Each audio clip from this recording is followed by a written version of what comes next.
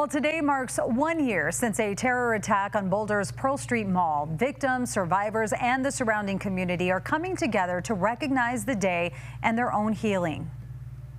My sense of safety really got crushed on that day. I still wear my Star of David, and I think I always will.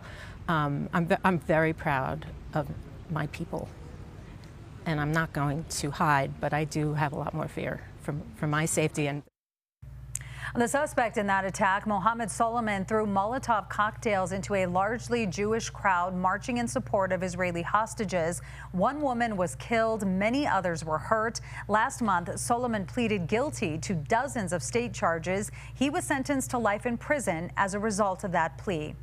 Your reporter in Boulder County, Sarah Horbakowitz, spoke with victims about their experiences since the attack.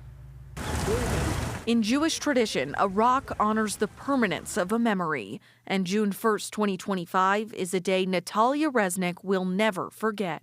I mostly just tried to retrace my steps and reconstruct that day. I realized how fuzzy all of my memory was. Like, I was sitting here on the grass, and I was looking there, he was standing there. Last June, Natalya marched with a group pushing for the release of Israeli hostages. Moments later, a man started throwing Molotov cocktails at them. One person died. Natalya was one of at least 10 people hurt. I felt and heard some commotion, and then there was this heat, enormous heat that started coming from the ground. And I looked down to see what was going on, and I saw that it was just, I was engulfed in flames. She ran into the grass as people nearby called for help. Water, water, water.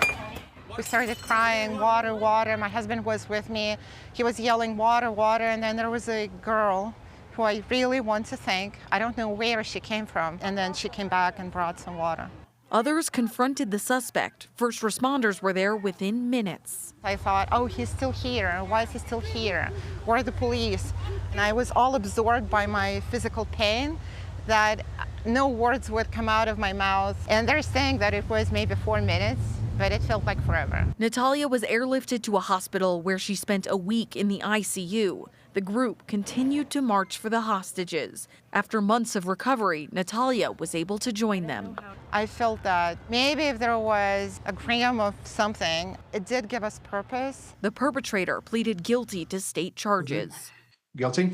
Sentenced to life in prison plus more than 2,000 years for killing marcher Karen Diamond and dozens of other charges. Natalya sat for his hearing. Emotionally, it was hard. I guess I hadn't even realized how much it would bring back.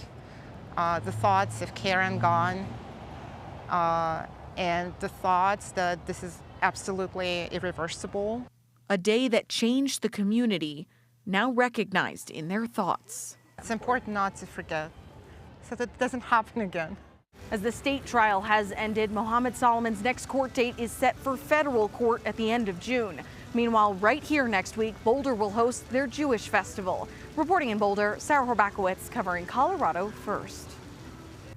And Sarah is dedicated to covering Boulder and Broomfield counties. Send her your tips through cbscolorado.com or call 303-863-TIPS. You can also email her at yourreporter@cbs.com. And you can read more of your reporter's coverage on the attack and what has happened since to the victims, the suspect, and the suspect's family. Just head to cbscolorado.com.